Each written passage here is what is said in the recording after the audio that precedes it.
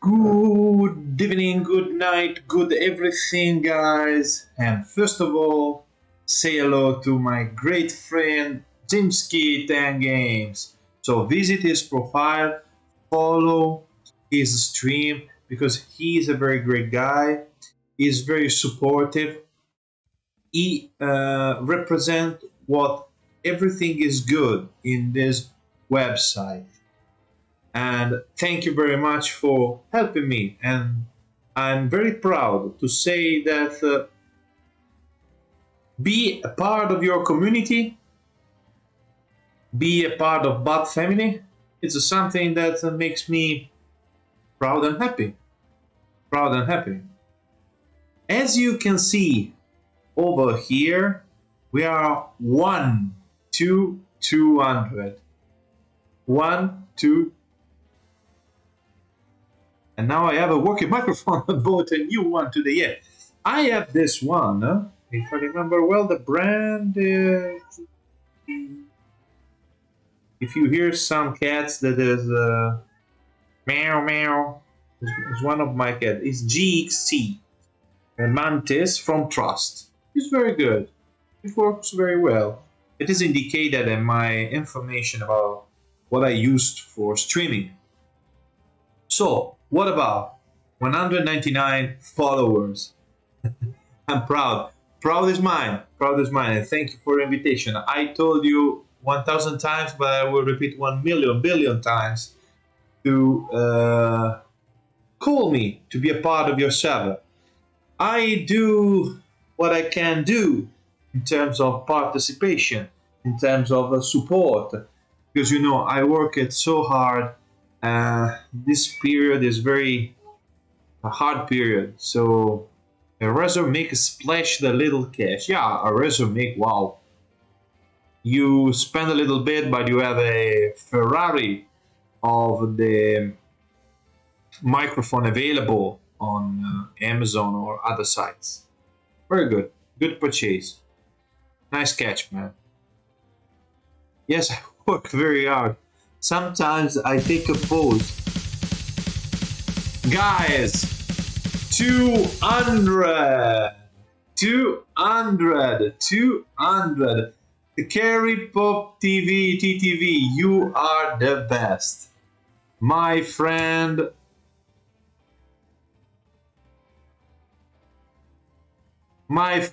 you are the best. Absolutely. Carry Pop TV, thank you very much. So it's time for Jade.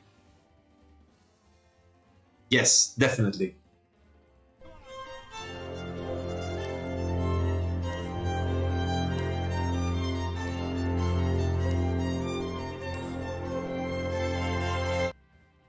Two hundred followers in this small channel, and thanks for Jamesky that come here, Cherry Pop TV that is my 200 followers.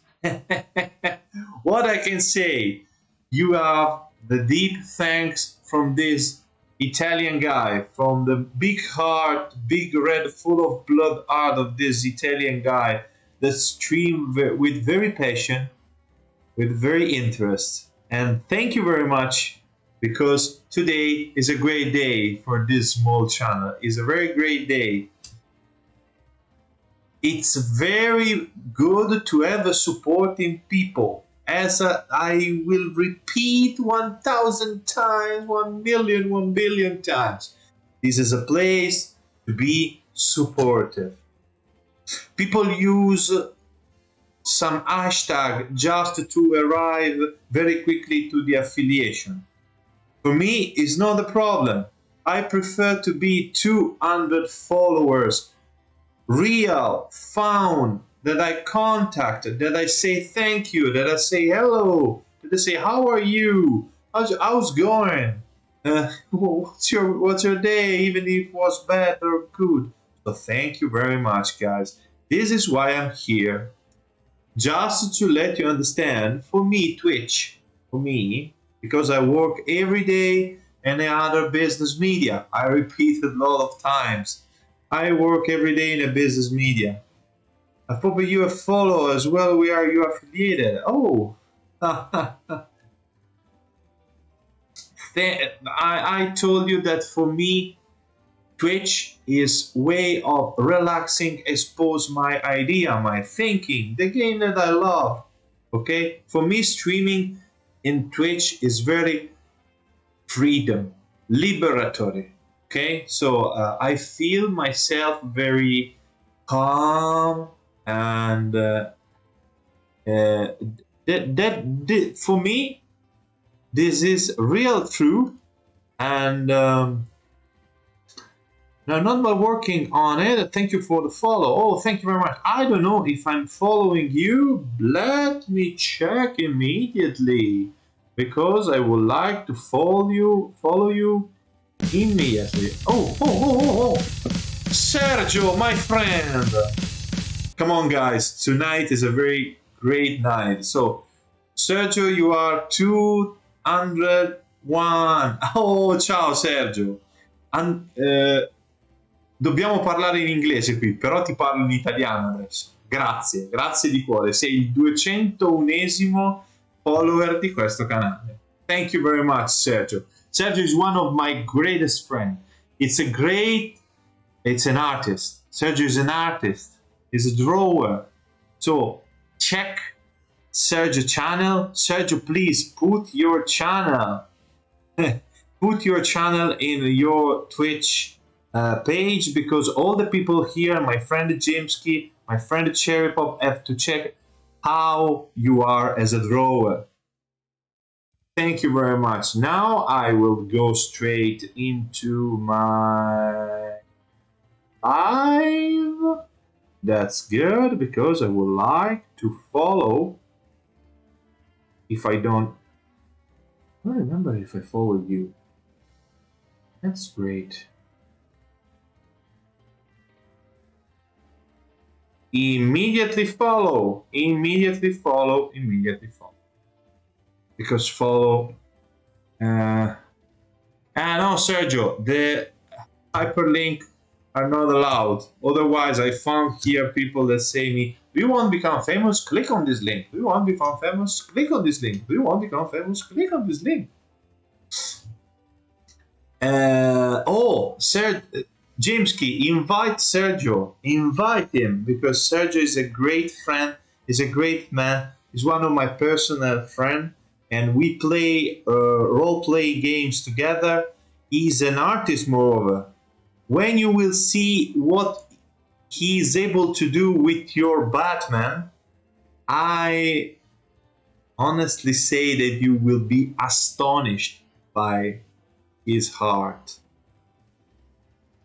And Sergio, Jimsky is one of my greatest friends found here on Twitch.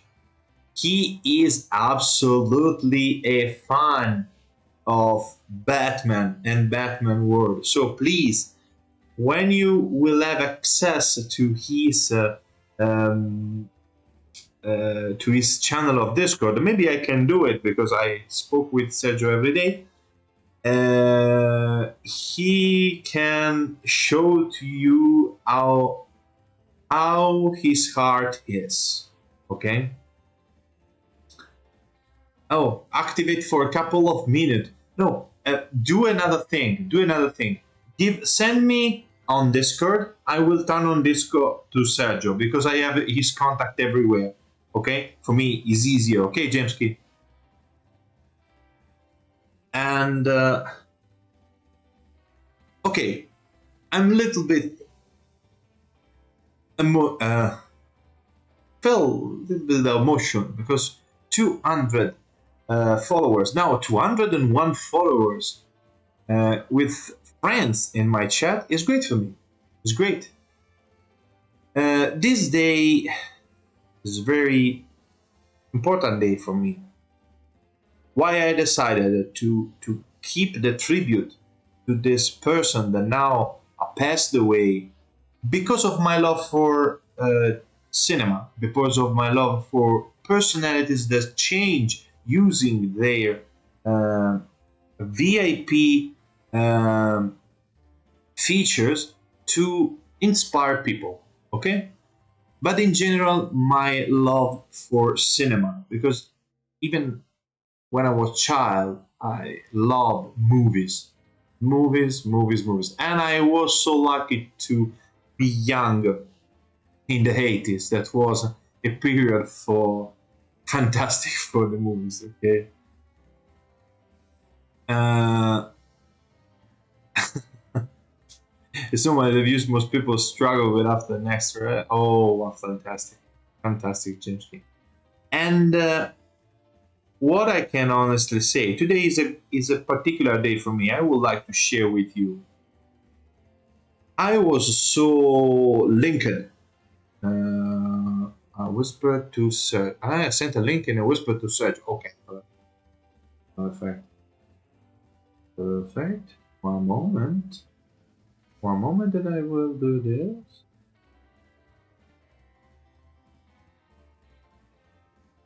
Did you send me on this? Oh, perfect. And why don't I want? Oh, yes. Perfect.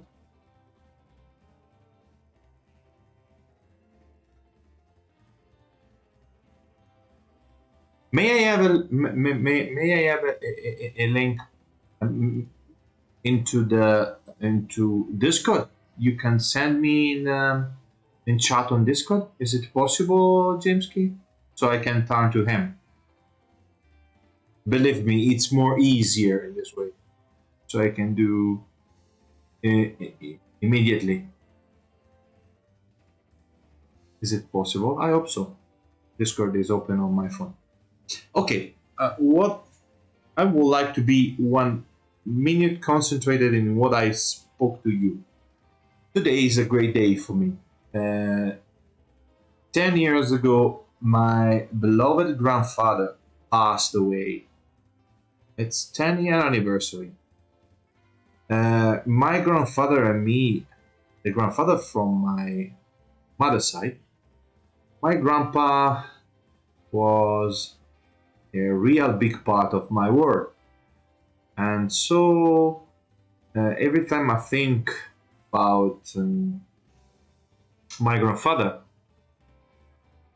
his name was Alvaro, and I call Alvin, like the chipmunks one. Uh, he takes me very emotional. Why? Why is linked this anniversary to the cinema? Simple, because together, we will uh, we will see a lot of movies together. He was fascinated by a TV series called Derrick. Sure, Sergio know it. Oh, perfect. You already did everything, so no intervention. Thank you very much, James. And my grandpa was so fascinated by TV series and TV movies of a classical Italian comedian movies. So this TV series coming from Germany was very popular, and I remember when I was young, we were in the front of television staring this series. But why? Because when I was young, because I was allergic and asthmatic since I had 20 days of life, I passed a lot of time closed in my house. And so I read a lot, I played video games, I look at television. I was forced because going outside and play like normal children could be dangerous for me. And so, what happened? My grandpa stay with me, and we will look at television movies, uh, and television series. Our favorite movies was Western, so cowboys, but especially spaghetti Western, and film of Bud Spencer and Terence Hill. Moreover, our favorite movies was even Hollywood ones. So Clint Eastwood, uh, and other movies like superheroes that he would like to let me see and we see together, like Superman. No? And I remember that one of the movies that we love to see is in Italian Lo chiamavano Trinità with Bud Spencer and Terence Hill. And then at the time, my favorite movie at all,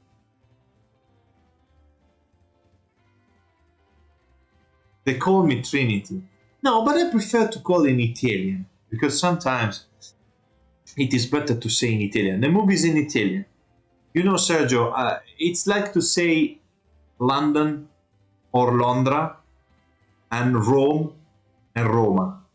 I prefer to call Roma, even for English people, because sometimes I will go to find the translation of things. It is good that it's mutual, this thing, okay? The good, the bad, the ugly, for me, is il buono, brutto e cattivo. So you're right, and I'm right. Anyway, one of the favorite movie of these years for me was Goonies. And the other side of our love for cinema was police movie. So, Inspector Callahan, so Clint Eastwood, and Lethal Weapon. You just understood why tonight we are here to discuss about Richard Donner. For me, it's a great tribute to a great director, but it's a great tribute to my memory. So it's, I could say, is a karma that all these things come together in the same period, in same days, even if it involved the death of people, but it moves me a lot for remembering. So why I'm here? I'm here to discuss about one of my favorite director that is for me right now, Mr. Richard Donner. I would like to Goonies, Little Weapon. I saw the premiere in the movie theater. I'm old. No, you are not old. Remember, you are not old. You are expert. Okay? Or maybe because you are Italian like me, like a good seasoned ham, you are not old, but you are seasoned. You just level up. You see? You see them? I see them both. That's very great. So I would like to start to people to discuss of who is Richard Donner. Okay? I think that as usual, the most interesting way to discuss about a person, it's easy to go to the bookstore of internet. What is the bookstore of internet? The usual to call Wikipedia. And we go to play area. Just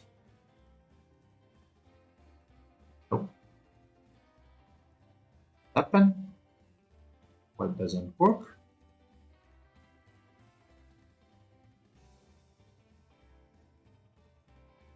Why it doesn't work?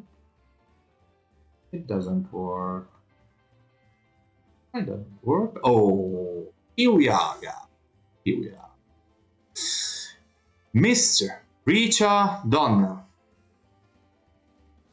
I would like to read with you. If from chat arises something, then I will go as free as possible. This is just chatting about Mr. Richard Donner. Rich Donner, real name Richard Donald Schwarzenberg. Don't forget, they helped to George Schumacher for producing Lost Boys, a vampire cult movie I personally love. Yes, Lost Boys, if I remember well, with Kiefer Sutherland, with a very style of haircut that was very popular when I was young. And I try to edit, but I have my hair that are similar to the Afro American people. So if I let them grow up, it becomes like Norberg in a Naked Gun. So Richard Donner, uh, April 24, 1930, and unfortunately July 5, 2020. American director, producer, film, television, occasional comic book writer. After directing the horror The Omen in '76, he directed a superhero film Superman 1978 starring Christopher Reeve. We are speaking about Superman movie. Superman movie, the first uh, superhero movie in the history. Imagine. Imagine what the challenge he faced, even because there was a great support, because at the soundtrack we had John Williams and the music from Superman, everybody all over the world can have in his mind. Moreover, the searching at the time of a person, of an actor with a presence that could represent Clark Kent in the public imaginary is not so easy. So the choice of Christopher Reeve for Superman was absolutely not easy. Then we come into a movie that is my life, really my life. Donner later went on to direct movies such as Goonies, 1995. Come on, guys, Goonies. And Scrooged. Scrooge, a movie that was made but with Bill Murray for the Salvation Army. Scrooge is one of the Christmas movie here in Italy. He was quite unable to challenge what here in Italy is represented by Trading Places. Trading Places is the movie here, the movie of the 24th of December. There's no chance to change it. Because imagine the people get smart for TV. I grew up with that show, yeah, for sure. About Scrooge, people here in Italy, if you go on the website, if you go on Facebook, you can find people with the face of Dan Aykroyd and Eddie Murphy with minus and the day to arrive to the night of 24th of December. On 24th of December, there is people that post the main image where Dan Aykroyd is sleeping after Mozart's music started with old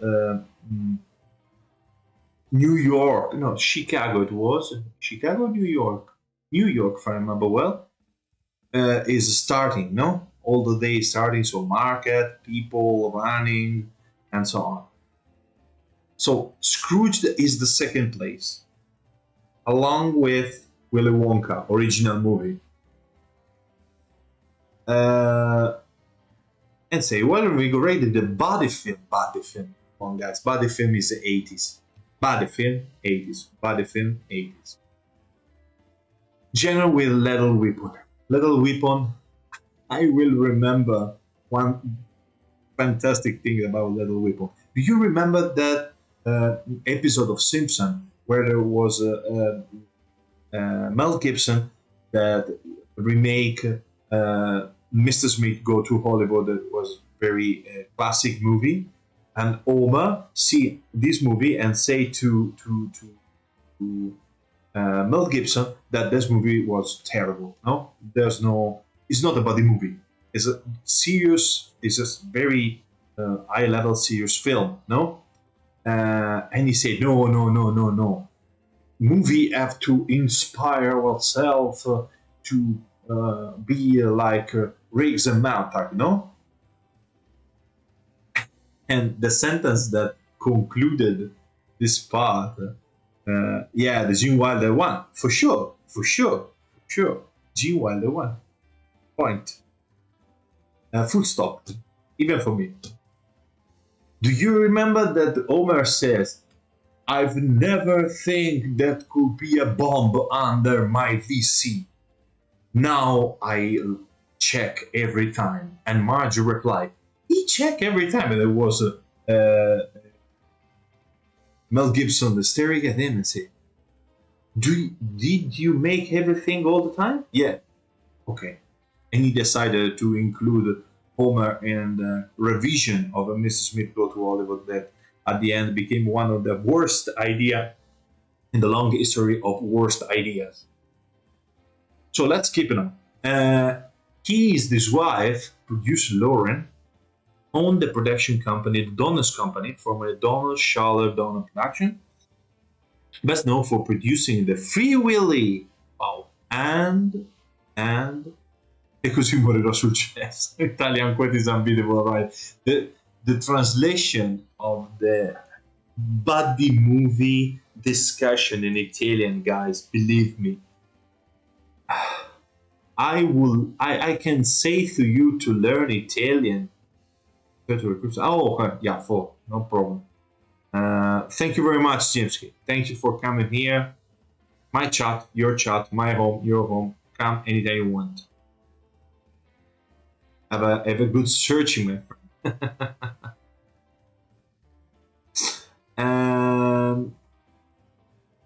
I'm going to die in the toilet bowl. What happened with the X-Men franchise? He put his hand in. Oh, I was telling about the dialogues. The dialogues in Italian, the speeches in Italian, worth to learn Italian just to understand how much they are charged, because the actor that made the discussion create a sort of magic. Imagine, I let you imagine, when Al Pacino comes to Italy to receive our version of Golden Globe, for example, he was face by face with the people that translate his voice. It's not just a translation. Really, believe me, it's the interpretation. Okay?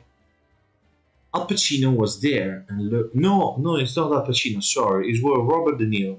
Robert De Niro comes and was in front of his Italian Robert De Niro. He was De Niro is quite Italian. It was Ferruccio Amendola. Ferruccio Amendola was the person that in Italy is identified as voice with Robert De Niro for many years.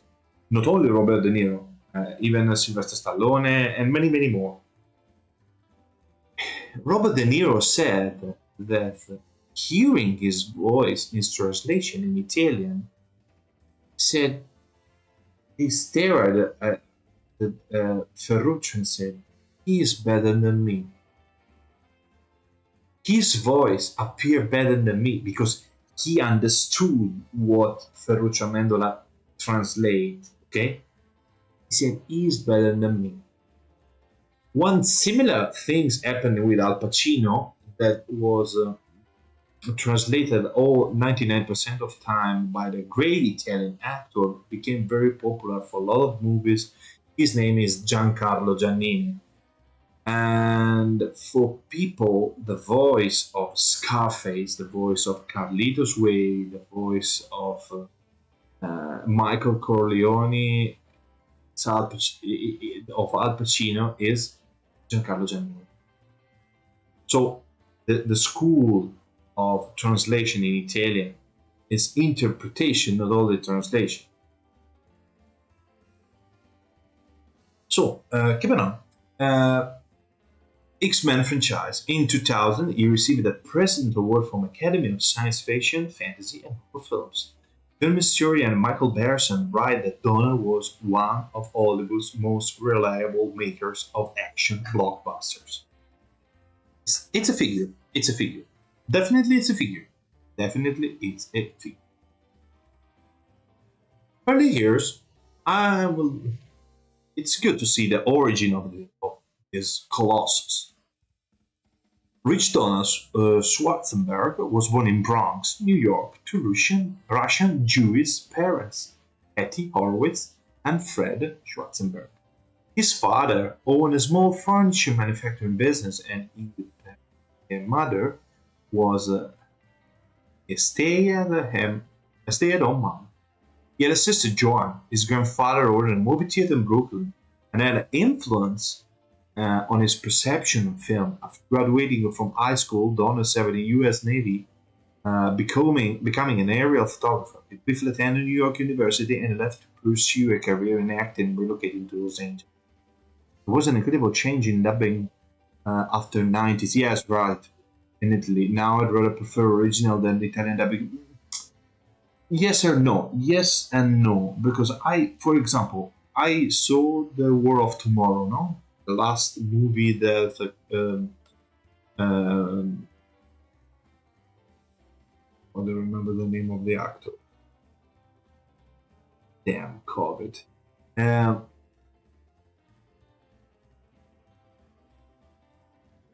okay, Mr.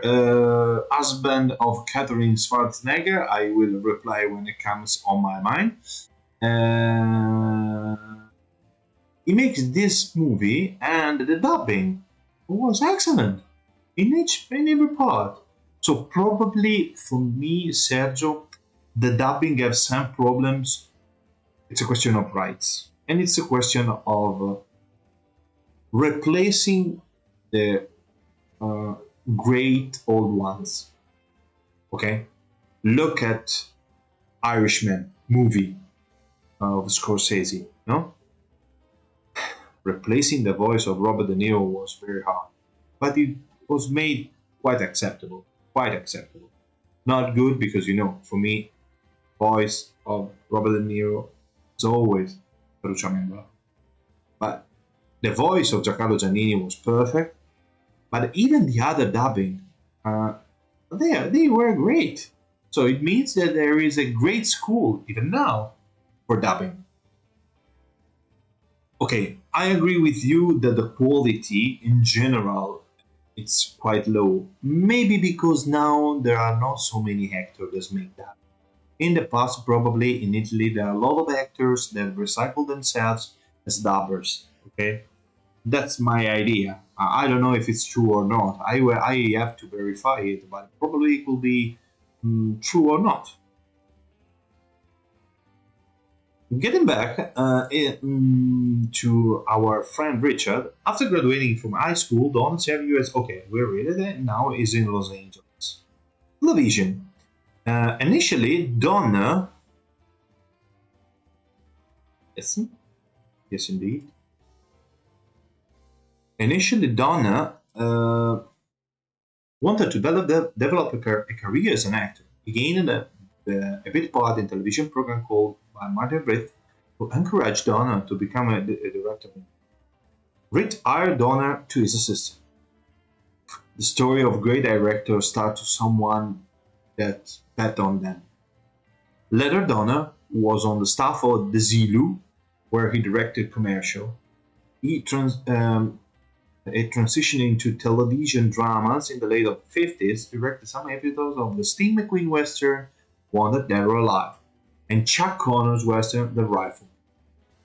During his early career as a director, he worked on over 25 television series, including FBI Will Travel, The Fugitive, Combat, Get Smart, Sergio, it's you, Get Smart, The Man from Uncle, The Wild Wild West, Gilligan's Island.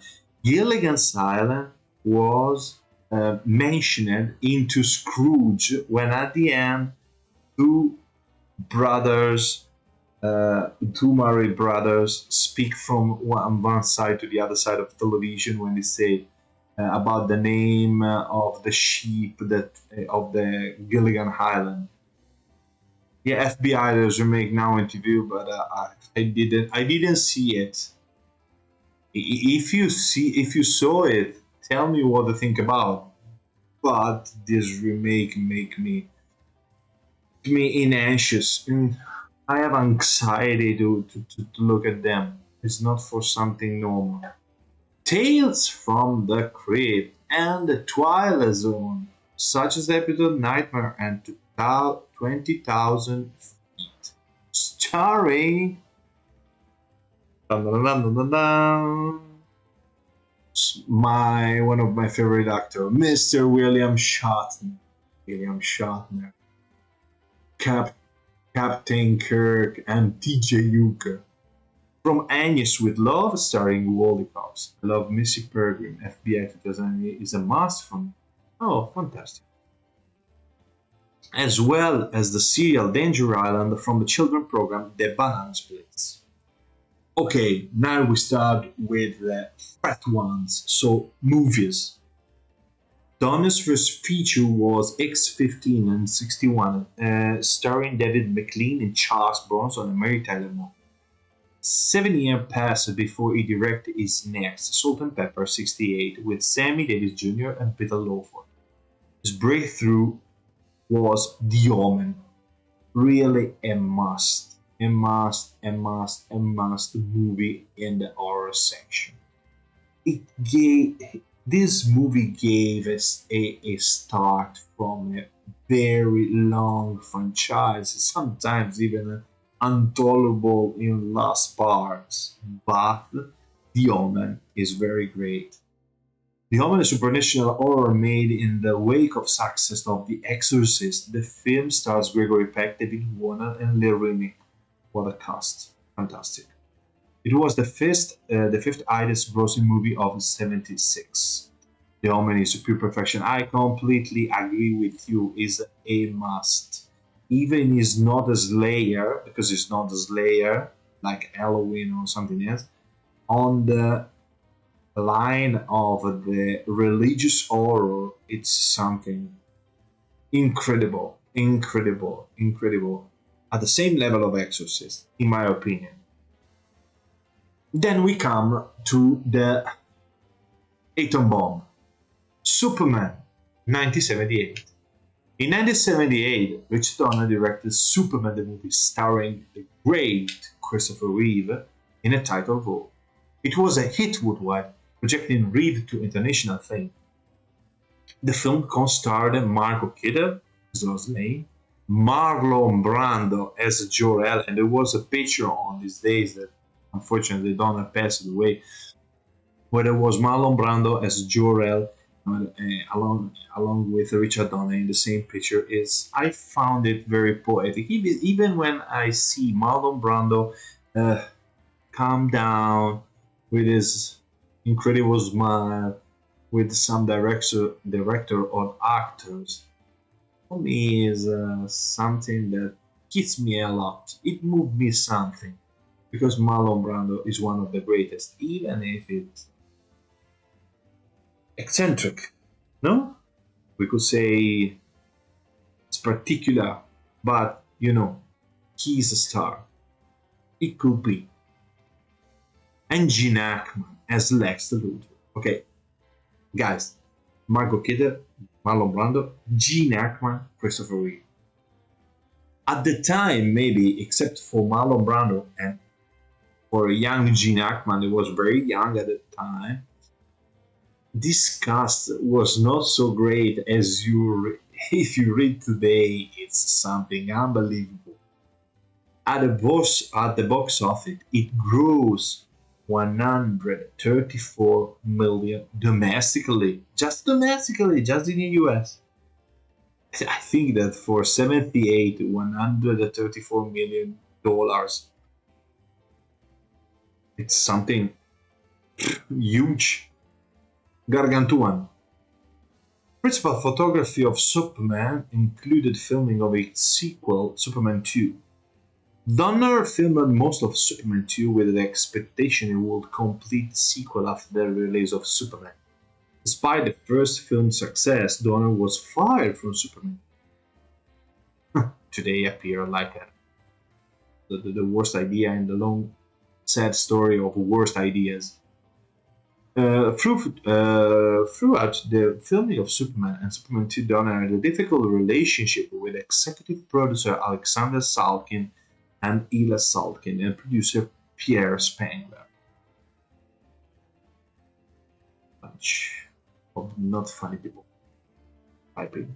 The Salkin refused Donner demand that Spengler be fired. Instead, Salkin replaced Donner as director of Superman 2 with Rachel Lester, who had worked with the Salkin and the Three Musketeers and the Four Musketeers, and as an uncredited producer of Superman. Following Donner's dismissal, Marlon Brando's scenes were removed from Superman 2 and much of the film was reshot under Lester's direction. This is horrible, guys. This is why, at the time, my opinion, the cine movie, the comic movie, were considered like a kids movie or trash movies. That's my opinion. Even Superman is one of the propilius of the pop culture, you know? Let me tell you one thing. What is the meaning of Superman in the USA culture? It was described perfectly, in my opinion, perfectly, from David Carradine in the second Kill Bill. At the end, when he shoot the syringe into the leg of Beatrix Kiddo, was incredible, impersonated by Uma Thurman. He told a story totally probably out of the issue at the moment, but he told at the end you understand why he told the story of Superman. He said Bill was fascinated by the history of superheroes, no? And says Superman is one of the best. Is his favorite. Why? When, for example, Spider-Man wake up on the morning as Peter Parker, no? And then he changed his clothes and became Superman. The same happened for Wolverine. No? He woke up as Logan. He take his clothes and became Wolverine. And what happened to Superman? Superman is Kal-El. When he wake up in the morning, he's Kal-El. And in order to leave, everything God is, but it's another story. Yes, I know it. Good point. And when he put the clothes and became Clark Kent, son of Jonathan and Martha Kent, that is the costume that Superman wear up, no? So Superman represents the most incredible critic and blame that authors made to the USA people. That these things impersonated and treated as a method by an actor like David Carradine, that absolutely is very talented, was very talented, the way. Make understand how much Superman have an impact into culture of the United States, even from the beginning. Then in the past was in evolving of time became something more like the other superhero, but it remains like the best. No? Do you remember Sergio when there was a comic? No, I don't remember. It's very old. When someone asked to Batman, Batman, is there something that scares you? Yes, one thing. If Superman tomorrow wake up, you be discovered to be evil. So this is give you the figure of how much the people fear this god coming from space. Let's get back to Wikipedia. Rotten Tomatoes summary states that Superman 2 meets, if not exceeds, the standard set by its predecessor. Donner continued to promote the view that its contribution was superior to the series. Superman 2, the Richard Donner Cut, was released. Man of Steel 2000 gives more clarified meaning about the kind figure of Superman. Yes, I know. I agree with you. Brandon Routh was terrible as Superman. Sorry, but I agree with Ryan Reynolds. It's terrible. Probably it's terrible in the opposite measure as how much Lex Luthor represented by tonight. I don't remember the names. Yes, you understood who is the person, the actor. Kevin Spacey as Lex Luthor or Kevin Spacey is great, but Brandon Routh was terrible. Superman. Then the last one is a very good choice because it's a person that first of all loves Superman movies and loves Superman comics. Isn't there? Okay, he's big, but he's a nerd. I can assure you that he's a nerd. A nerd that became Superman is one of the most beautiful fable that you can tell to the people. Anyway, let's get it on. Superman 2 Richard Donner was released on 2006 and same date as the DVD releases of the summer film Superman Returns. This version of the film features the reinsertion of Marlon Brando scenes as Jor-El and relies on a minimum of footage shot by Richard Donner. It was an act that was absolutely a decent one for what Richard Donner made for Superman. Post-Superman career. The movies are terrible, but the inside meaning are powerful. Director for yes, I agree. Actors are great. Actors in movies. Director not so much, except for Don, my opinion. Donner directed a mix of commercial flops, inside movies, Radio Flare, and successes. Movies. Little Weapon, Scrooge, Conspiracy Theory, fantastic. Maybe not so well known as the other one, but believe me, it's a great movie. In the case of Superman, it was Donner who, instead the subject of the comic book superhero, should be street and straight. This portrayed with respect to the fantasy genre particular convention. Rather than camp, this approach strongly influenced the level genre director as Tim Burton for Batman and Batman Returns. I think we're just you and me now in the channel. Say, no, there is a lot of people that stares, and believe me, I do these things like I was a Piero Angela. Okay, so I prefer to finish. Then I save on YouTube, and people can see anytime they want. My lives are not so frequented, even because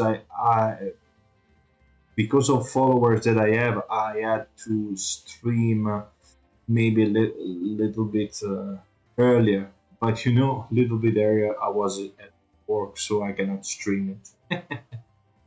But I like anyway to stay here. But maybe sometimes someone come to see what we do. Anyway, we were speaking about Oh, Brian Singer, yes, Tim Burton for Batman and Batman Returns, Brian Singer for X-Men, X2, X-Men Days of the Future Past. Days of the Future Past is one of the best comic movie that I've seen in my life. I have to be honest, because the relation between Patrick Stewart and Ian McKellen as Chuck Xavier and Magneto that find themselves in the past as James McAvoy and Michael Fassbender, linked by the actors that is really the glue on that movie. It's Hugh Jackman as Wolverine. Um, it is very a great movie. It was crude and it speaks about tolerance. And then the presence of Tusker and Sentinels. Remember me the first time that I started read X-Men comics. And so I found that there's a very little jewel on history of the comic movies. I appreciated more Mystica as Rebecca Romijn, but even the I don't remember the name of the actress. He wins also Oscar. She won an Oscar. Jennifer Lawrence, yes, for Jennifer Lawrence. Maybe because I was so accustomed with Rebecca Romijn, so probably the changing in my mind broke something and don't let me appreciate so much. Christopher Nolan, Nolan for with the Batman's Begins, Dark Knight, and Dark Knight Rises. I love the three of them all. Begins, it was great because people make a comparison sometimes with Batman of Christopher Nolan with the other Batman. But the Batman of Tim Burton is something linked to the original age of Batman, okay? From Bob Gale and Khan. And the Batman of Christopher Nolan is totally different because it's the rewriting of a Batman in dark way, no? Even it was completely different from the comic books because Batman from Nolan speaks about Ra's al Ghul. Ra's al Ghul in Iranian language is the head of the devil, and it was a creature in the comic that wake up like Apocalypse in the X-Men. Very very similar, very similar to Apocalypse. I leave you the history to read. And then Zack Snyder. Still Batman vs Superman, Dawn of Justice, Zack Snyder Justice. Okay, come on guys. Zack Snyder, Man of Steel is good. Probably is one of the best movie that Zack Snyder did. Batman vs Superman, Dawn of Justice. If I tell that I don't like it so much, someone kill me? Zack Snyder Justice League. Okay, I'm out of the crowd. I'm out of the public voices. For me, it's no. My reply is no. For me, Justice League. Snyder Cut is not so good as people said. For me, Zack Snyder is a sucker punch. One of the most underrated movie in history, and absolutely not right. Because for me, Sucker Punch is a very great movie. It's pioneeristic. Okay, Snyder is not so easy to understand. Then he received a lot of money, for example, to make Army of Dead. Army of Dead is a movie that I don't understand where it wants to go. It was back in the 90s a terrible misunderstanding between people thought that Richard was the actor and he did direct the first printing of the movie as a third. Yes, I remember. I remember in Italy a lot of people says that Danny Glover was the one was the director. Instead, it was Richard. I think that everything was solved when it goes out Predator 2, where Danny Glover was not linked with Richard Donner, and he was the main actor. No, so it is Danny Glover. People understand that Danny Glover is Roger Martak. Yeah, I remember. And you remember that Richard Donner had a part um, into the Lethal Weapon. Try to have a guess who was Richard Donner. I give you this tip. Oh, it comes to Lethal Weapon. 1987, 1998. Yep. Who is Richard Donner in Lethal Weapon movies? Come on, Sergio. Don't look at Google.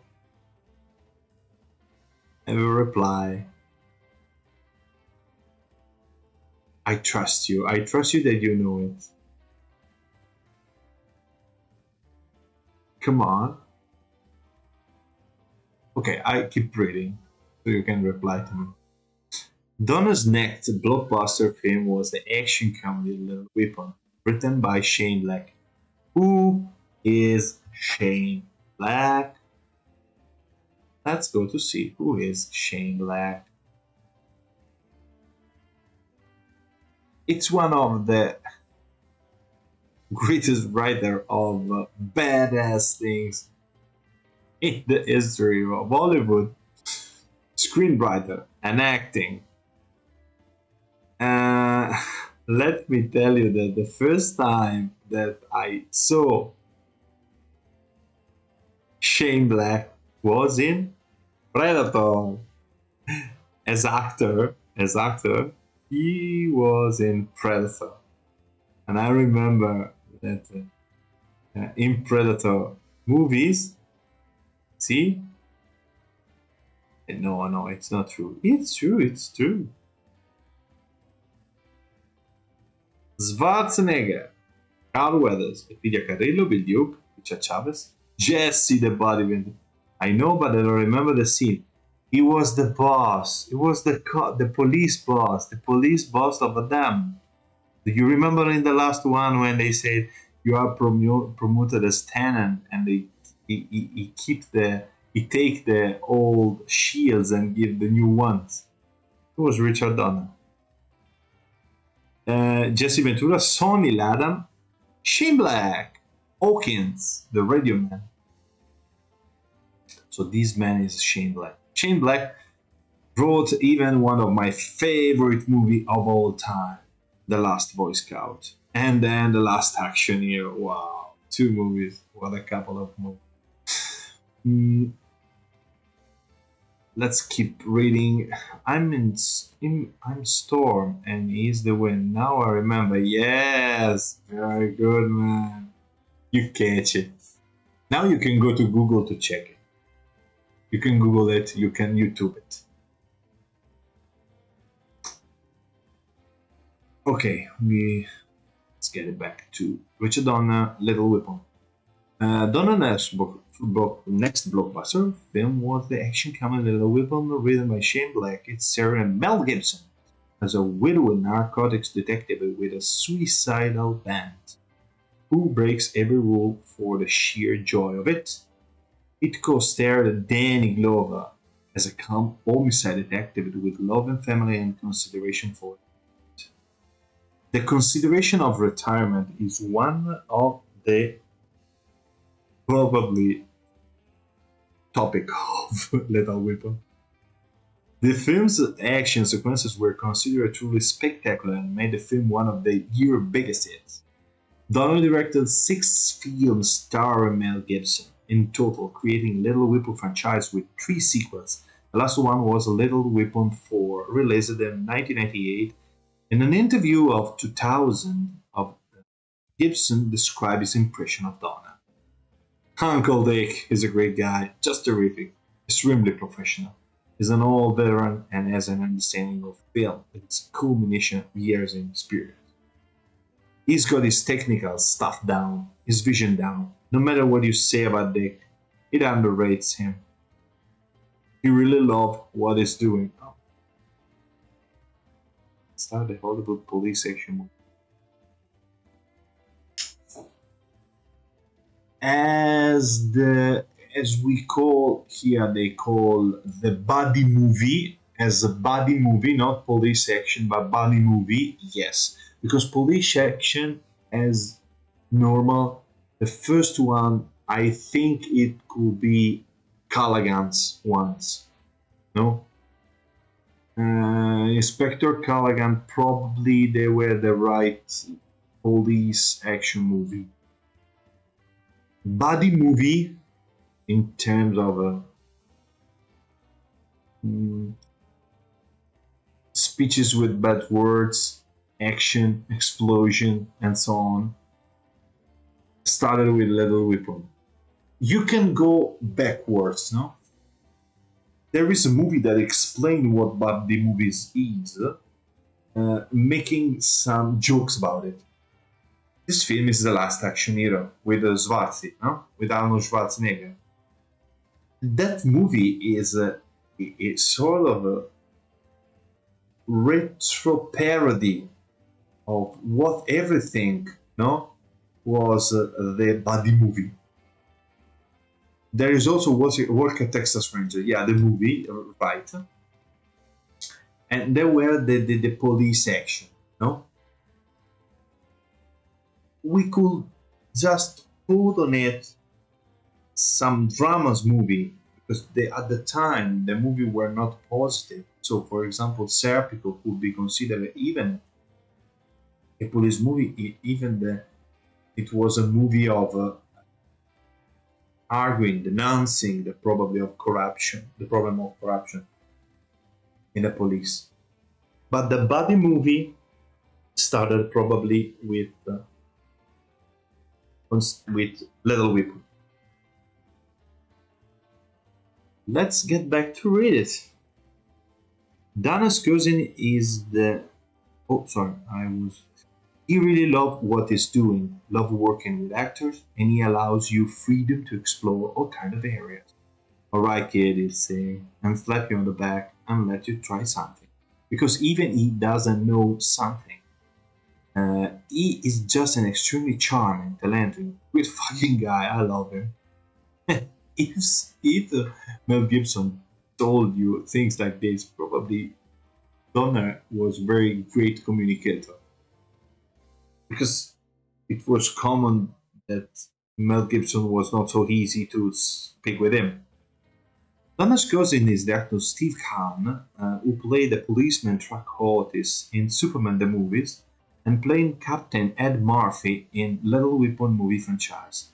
Donner also cast Khan in some of his other movies. Fantastic. Yeah, they are very similar. Now that I see they are very similar.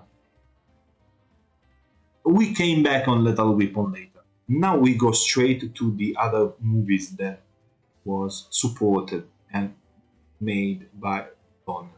Donner became the executive producer of the 2000 Marvel Comics film X-Men. Then also an executive producer for 2009 X-Men prequel The Origins Wolverine. In addition, Donner's wife was produced all the films in the X-Men film series under the Donner's company.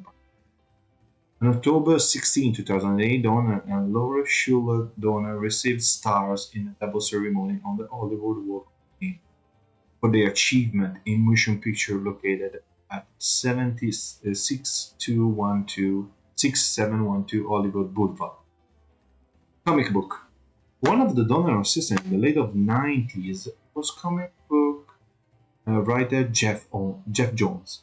In October 2006, Donner, Jones, and artist Adam Kubert became the new creative team on Action Comics. Mel Gibson is to reach what Harrison Ford was. Yeah, definitely.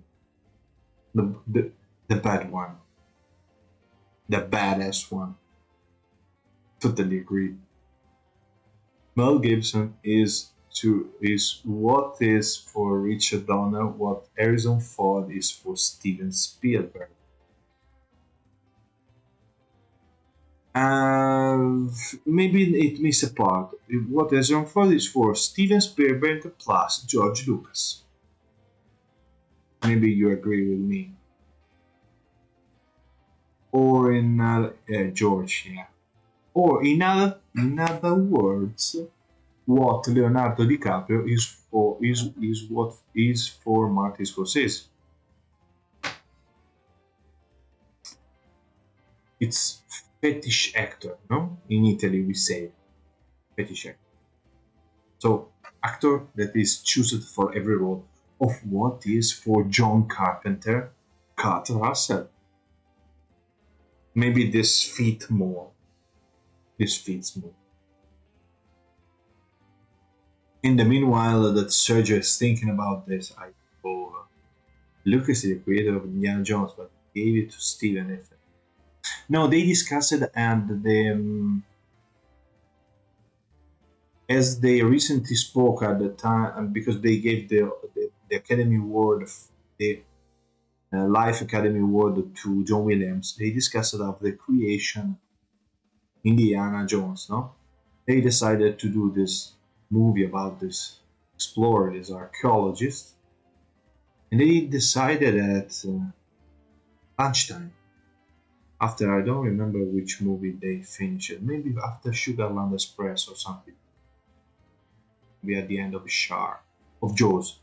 I don't remember. I had to check about it, but I remember that Steven Spielberg spoke about George Lucas. This lunch between Spielberg and Lucas. The first thing that they agree was not the actor, was not the screenplay, was just the music from John Williams. So that was what that is. That's why it was emphasized at the night for John Williams. So it's a question of creating by them both. Maybe one of them take the direction, the other one remains a producer, but the creation is joined between these two gentlemen of director. After Star Wars, Lucas did not do enough for why. I think that Harrison Ford is everything except a competent person. Harrison Ford is always described as very, very rude person. Rude person.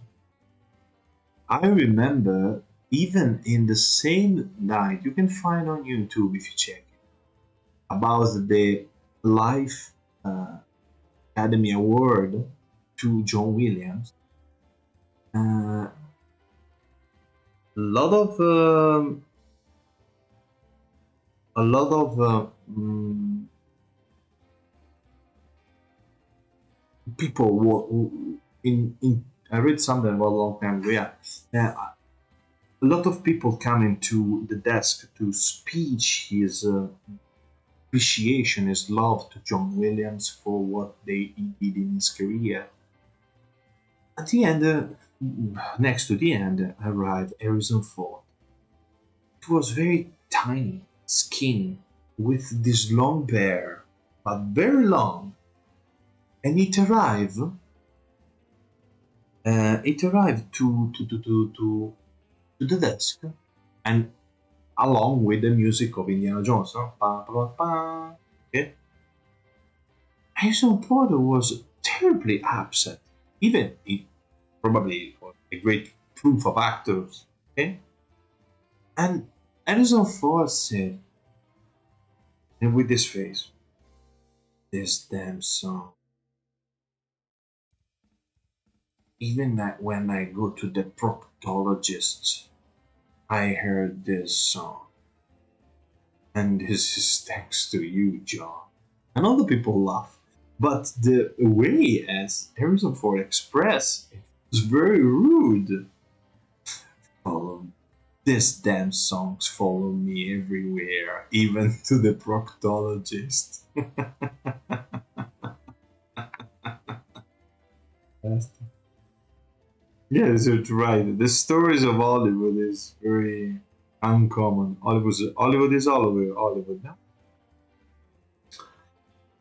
Just for keeping read it, the comic book production of Jadot. Um, in October 2006, Donna Jones and artist Adam Kubert became the new creative team of Action Comics, the publisher most time on all publication of one of DC Comics' two main Superman titles. Together, John and Donna collaborated to the story Last Song and Escape from Bizarro World, both of which have been released and collected both from Donner and Jones also co-wrote the story for Action Comics number 1000 released on April 2018. Book release. On November 10, 2010, Donner authorized biography. You are the director. You Figured Out: The Life of and Films of Richard Donner by James Christie was published on Bare Minimum Media. Just a moment, guys, and I have to interrupt. So, the book features a foreword by Mel Gibson. Script Magazine describes the book as an engaging portrait of a warm-hearted man who can just be considered a modern equivalent of Victor Fleming and Michael. Oh, I don't. Do we ever mention Maverick yet? No. We have to mention that. And then when I read the filmography, we analyze what we miss. You are right, Maverick was a great movie. There was Richard Coburn in Maverick, I remember well.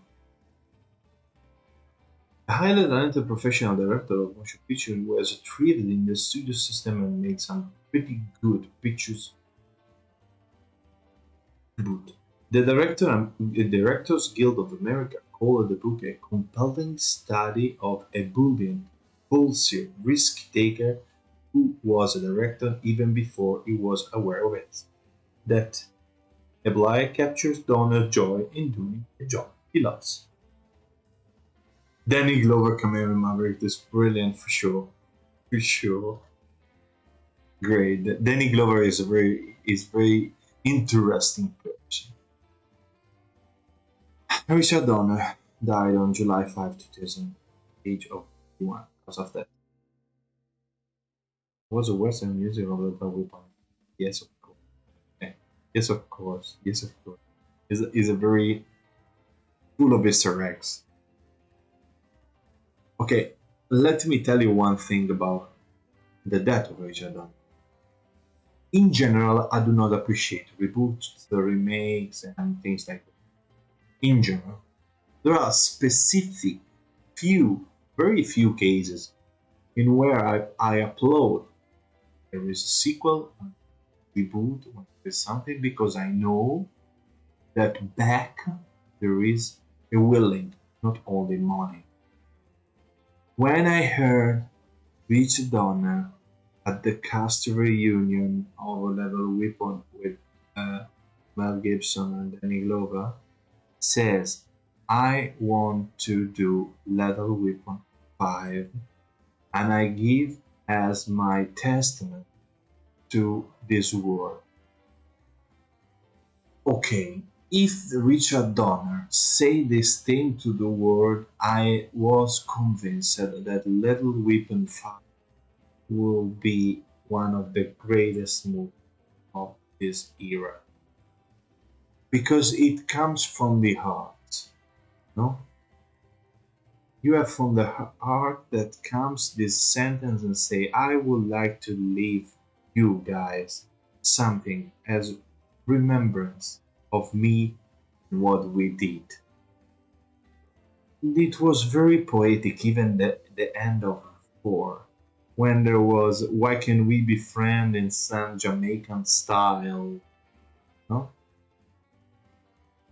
With a carousel, no, of pictures coming from the old movies, from the side of movies, from the side of a director, from the side of a people that looks and stares at the most important scenes and pictures, no?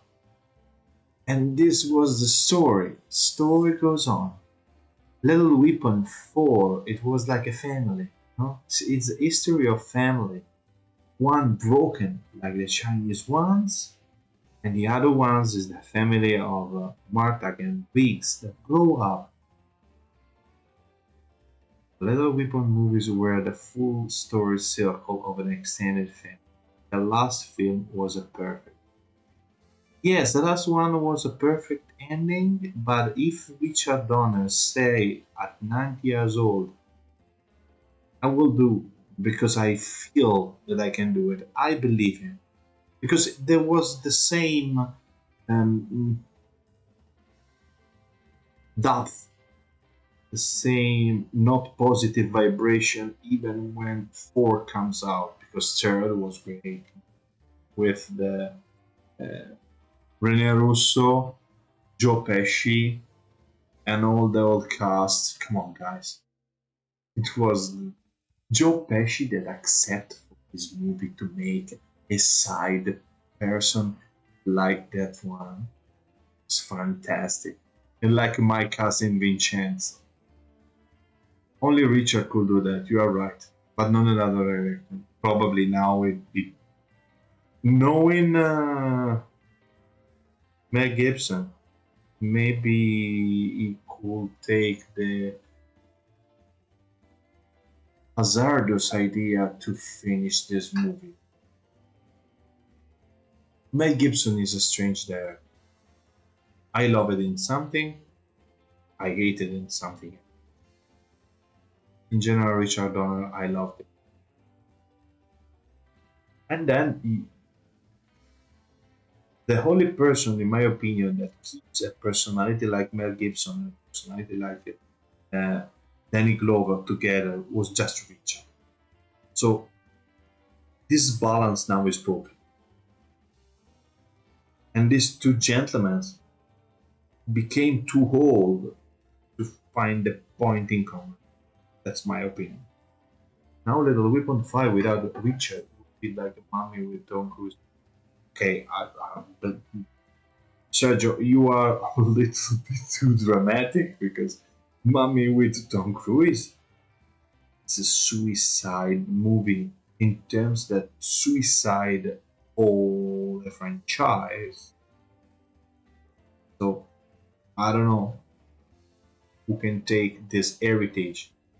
Maybe Mel Gibson could do it if he switch on his brain and keep switched on. Because if it starts to speak about Jesus supremacy, yeah, Mummy ends with Frazier that now is 200 kgs, but at the time Frazier was the badass of a badasses. So filmography. Filmography.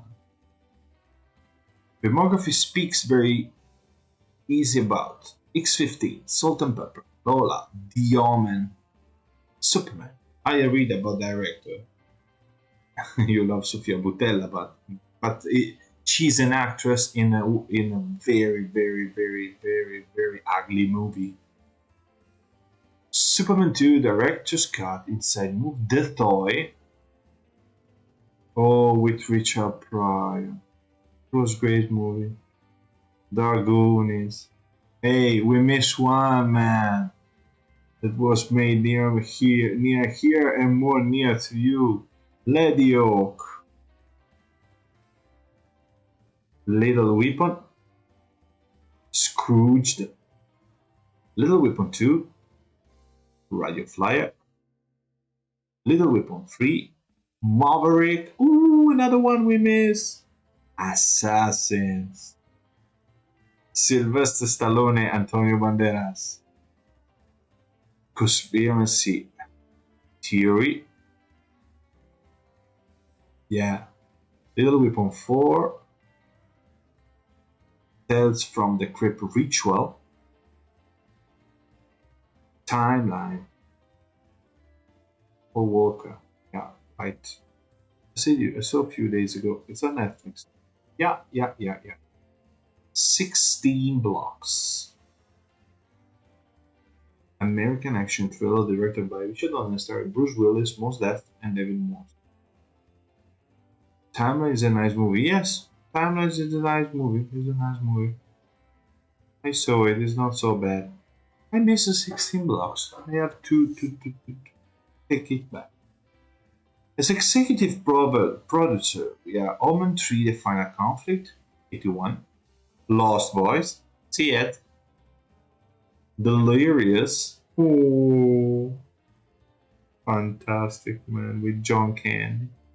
Free Willy 2 is from the Keep He Raped Them at Night. Bordello of Blood, fantastic. Free Willy 3: The Rescue. Wow, right? He's executive producer of Any Given Sunday? Wow. I completely ignore this. Thank you, Wikipedia, for letting me know that he's executive producer of Any Given Sunday, one of the sport movie that I love more. One of the masterpieces of the last year of Oliver Stone. Wow, incredible. Okay. X-Men, Bryan Singer. X-Men Origins Wolverine. I don't remember who is director. Who is director of Wolverine?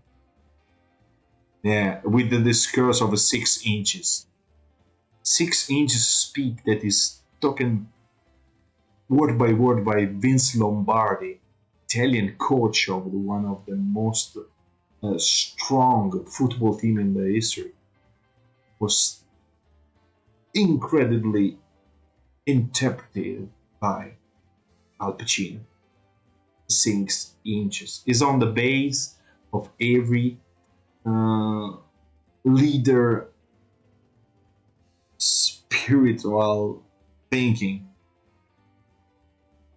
Leader rules based on 6 inches speech of Any Given Sunday.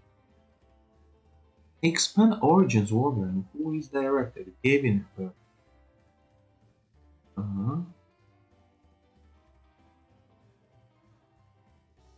Tutsi.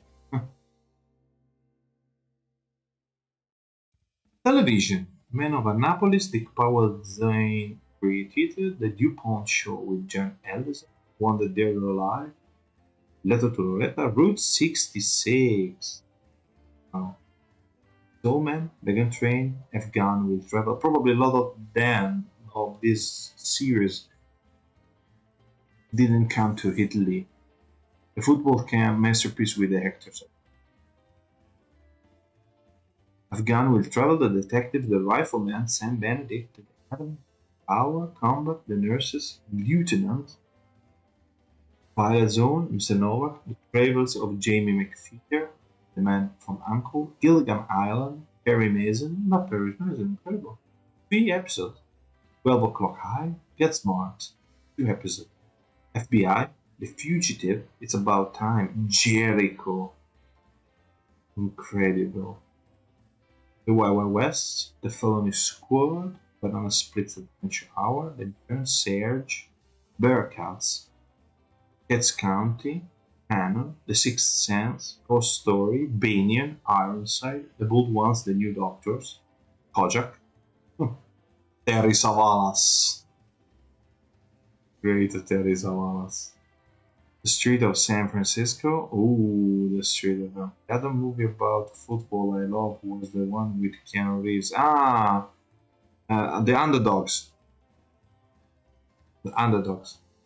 There's no Maverick. You see? Oh no, Maverick was there. Yeah, come on. 1994. Jodie Foster. Yeah, right. Okay, we were reading... Project Street of San Francisco. This very serious.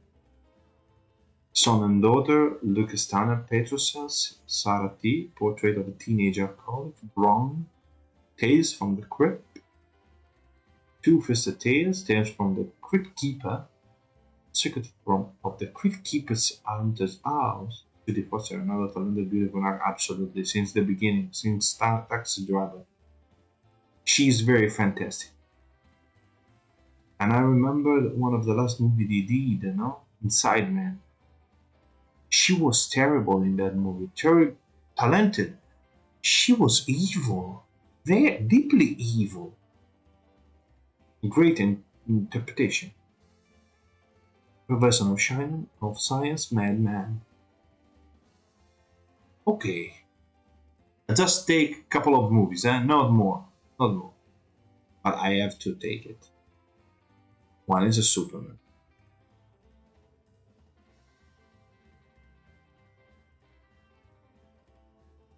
What? Was written by Mario Puzo? Wow. Was written by Mario Puzo. From a story by Puzo based on DC comic character of the same name.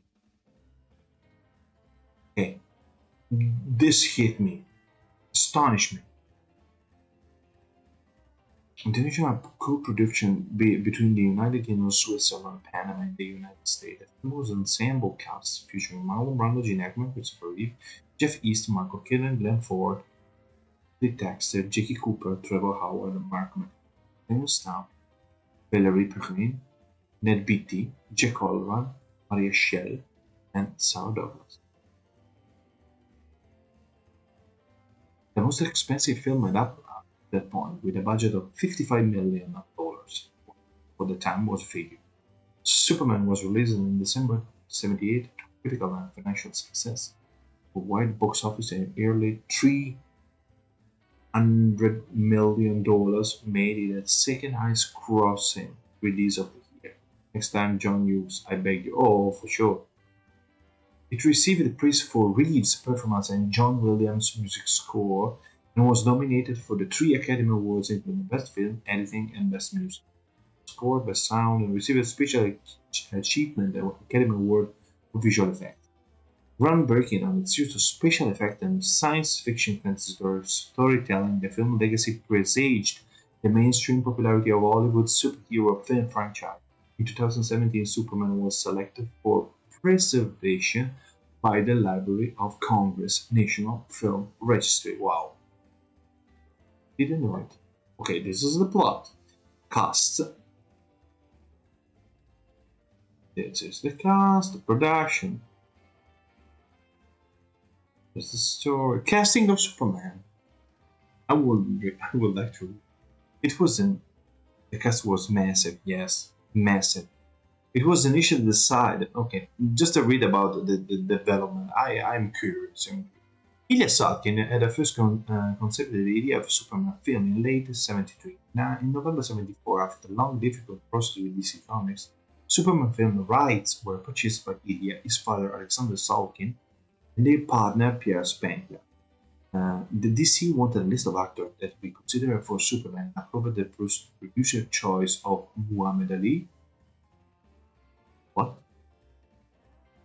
Wow. The producer choice of Muhammad Ali, Al Pacino, James Caan, Steve McQueen, Clint Eastwood, and Dustin Hoffman. The filmmaker felt it was best to film Superman and Superman 2 back to back and to make a negative pickup deal with Warner Bros. William Goldman was approached to write a screenplay while Leith Brackett was considered. India hired Alfred Bester, who began writing a film treatment. Alexander felt, however, that Bester approaches to write the screenplay that Bester was not famous enough, so he hired Mario Puzo to write the screenplay at $600,000 salary. Wow. Francis Ford Coppola, William Friedkin, Richard Lester. For those who know Francis Ford Coppola, all of you know this. If I said all of you understand. William Friedkin, I could say any sentence from The Exorcist.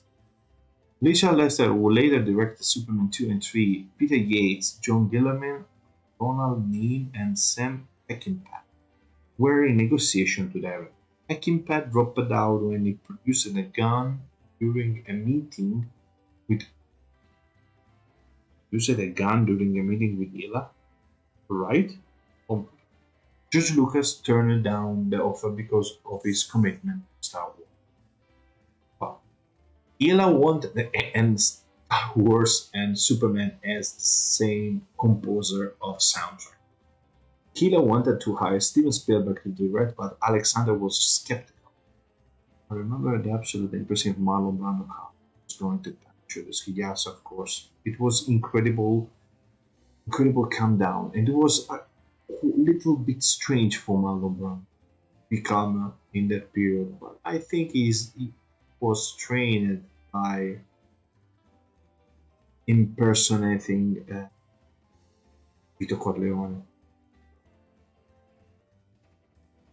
Um, Seriously, but Alexander was skeptical, feeling it was best to wait until Spielberg Big Fish opens.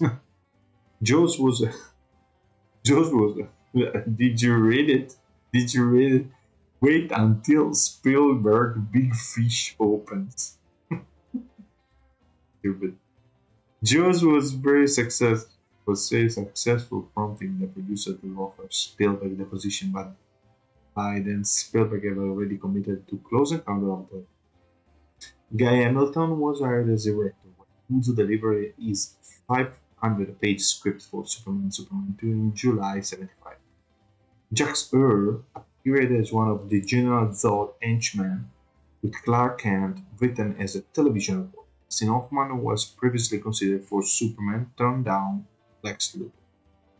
Many better than Russell Crowe, we have for sure.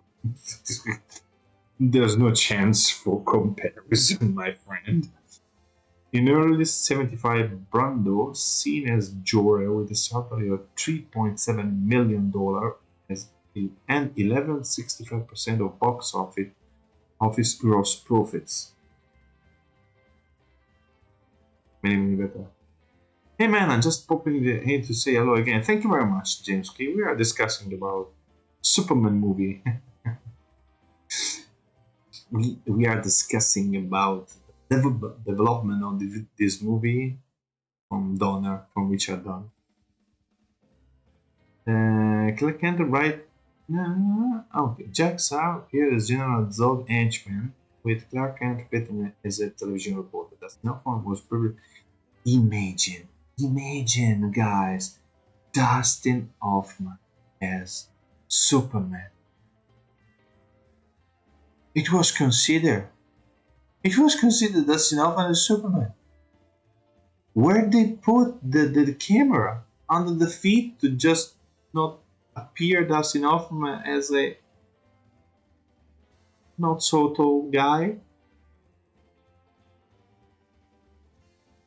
To shoot game recruiting. Oh, no problem. Thank you very much for coming, Jinsky. Thank you very much. My teenage is passing before me. That Dustin Hoffman as Lex Luthor could be a choice, but Gene Hackman was really great. But Dustin Hoffman could be great too. In early 75, Brando seen as Jor-El with 73.7 million. 75 from box office, totalizing 19 million. He horrified Salkin by proposing in their first meeting that Jor-El appear as a green suitcase or a bagel with Brando's voice. What?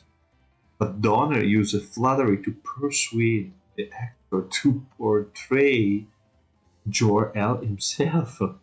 Brando hoped to use some of his salary for a proposed 13-part Roots-style miniseries on Native Americans in the United States.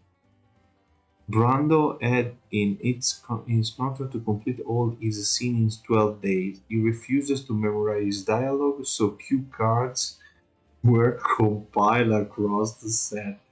How much patience, Mr. Donner, you had it. Fellow Oscar winner Hackman was cast as Lex Luthor days later. Mind blowing indeed, for sure. 100%. I'm just reading, very astonished of what I'm reading. The filmmaker made a priority to show all of Brando and Ackman footage because they would be committed to other films immediately. Even Ackman? Oh, yeah, The Days of Condor. Food Selkins felt that Puzo had written a solid story for the two-part film and they deemed his script too long and so hired Robert Benton and David Newman for rewrite work. Again, wow, this screenplay was a conception.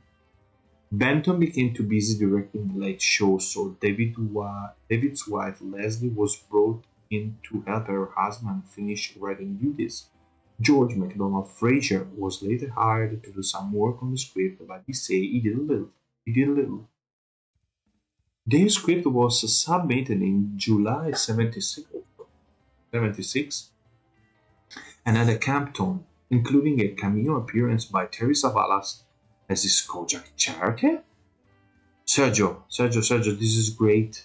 I would like to reread. The script was submitted in 1976 and had a camp tone, including a cameo appearance by Terry Savalas as his Kojak character. Kojak on Superman.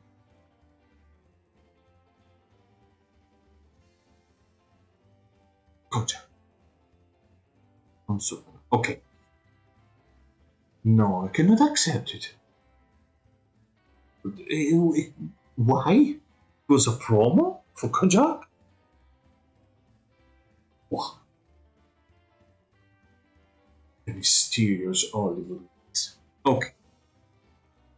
The script for Superman and Superman 2 were now at over 400 pages combined. Pre-production started at Cinecittà Studio near Rome.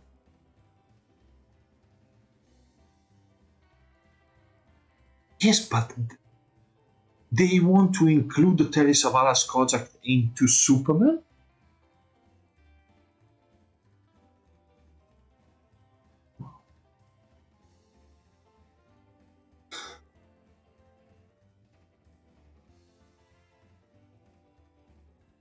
I cannot make a comparison.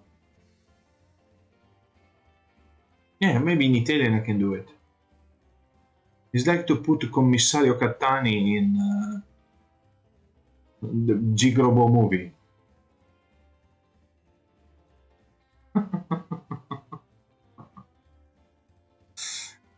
My God. Okay, pre-production started at Cinecittà Studio Zero.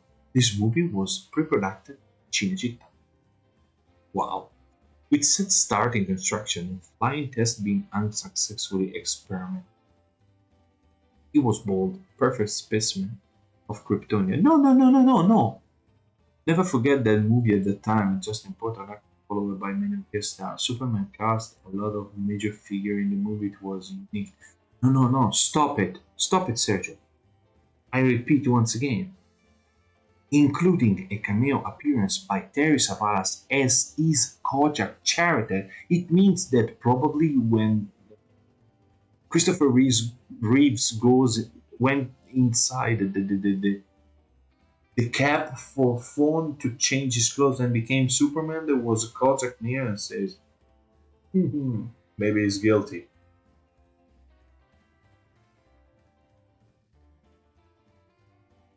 I'm without words. Come on, it's like the commercial that comes under the TV shows in America that make a commercial for the next TV shows. No, Metropolis. Now, the city probably the set was similar to New York, but it was Metropolis. Superman, Metropolis. Batman, Gotham City. Yes, Metropolis is like New York. Gotham City is like Chicago, or Detroit. No, maybe Chicago. Okay, let's go over Chicago and Boston or Detroit. Detroit is more Robocop. I think it's Chicago. Even because it's very cold. Even Detroit is cold. Even Boston is cold. I think more Chicago, the whole Chicago. Michigan Avenue could be one. Okay, let's go. Um, a flying test being unsuccessful as well. In Italy, producer Ilka Salkin, remember, we lost about 2 million on flying tests. Marlon Brando found out he could not film in Italy because of a warrant out for his arrest. Oh my god. So Marlon Brando cannot be actor in Italy? Why? A sexual obscenity charge for Last Tango in Paris. Oh, is it true this story? So we didn't let this movie keep recorded in Italy because Marlon Brando was charged by sexual obscenity charge for Last Tango in Paris. That today probably is 14-year boys allowed. Okay. Production moved to England in late '76, but Hamilton could not join because he was in exile. There was a cast of criminals, a cast of bank robbers. Robson was strongly considered and was in talk to direct, but after seeing the home, the producer hired Richard Donner. Donner had previously been planning Damien Omen 2 when he was hired in January '77 for $1 million to direct Superman and Superman. Donner felt it was best to start from scratch, means from down. They had prepared the picture for a year and not one bit was useful for me. Donner was dissatisfied with the camp script and brought in Tom Mankiewicz to perform a rewrite. According to Mankiewicz, not a word from Puzo's script was used. It was well written, but still a ridiculous script. It was a 550 pages, he said. You can't shoot this screenplay because you'll be shooting for 5 years. It was literally a shooting script, and they planned to shoot all 550 pages. You know, 10 pages is plenty for a script, so even for two features, that was way too much. Mankiewicz considered having a Kryptonian family wear a crest resembling a different leather, justifying the S on Superman costume. Wow, it was his idea? Fantastic. The Writing Guild of America refuses to credit Mankiewicz for his rewrites, so Donner gave him a creative consult of credit much for the annoyance of the guild. Fully agree with Richard. Casting of Superman. It was initially decided to first sign an A-list actor for Superman before Rich Donner was hired as director. Robert Redford was offered for a large sum, but felt he was too famous. Bart Reynolds, Sergio Bart Reynolds as Superman, super badass. Else turned down the role, while Sylvester Stallone was interested but not in. Paul Newman was after his choice of both Superman Lex Luthor Jor-El for 4 million, turning down all three. Paul Newman, Superman. It was cold. He was cold. I don't remember how many. No, Paul Newman, Superman. When it was next decided to cast an casting director, Lynn Stallmaster, they suggested Christopher Reeve, but Donner, the producer, felt he was too young and skinny. Over 200 unknown actors auditioned for Superman. Olympic champion Bruce Jenner auditioned for the title role. Patrick Wayne was cast, but dropped out when his father, John Wayne, was diagnosed with stomach cancer. Wow.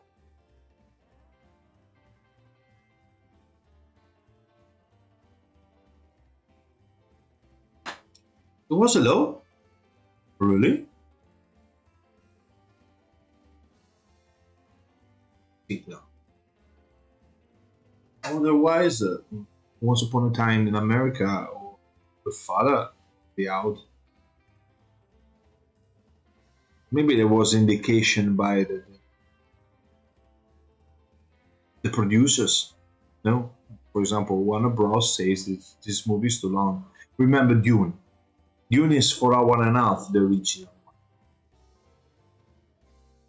A moment, it was for TV. For TV, what?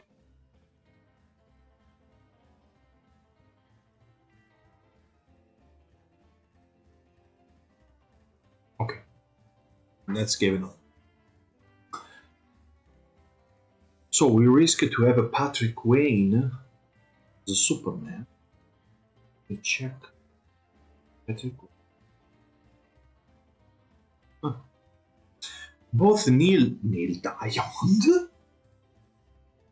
and Arnold Schwarzenegger lobbying hard for the role, but wearing young. James Caan, James Brolin, Lil Wagner, Christopher Walken, Nick Nolte, John Voight, and Perry King were put. I think I mistake with the 30s. Yes, I think so. Chris Christopherson and Charles Bronson were considered for the title role. I'm just imagining Superman as Charles Bronson says, "Hey, General Zod, good die." Great, Charles Bronson is a great actor. One of the greatest actor in the Western movie. Once upon a time in the West, the man with harmonica. Warren Beatty was offered for the role, but he turned it down. Warren Beatty could be an acceptable Jor-El, my opinion. Not Kal-El. Zod, you're about to be Zodded.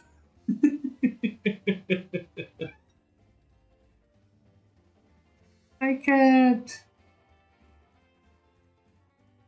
Yelling.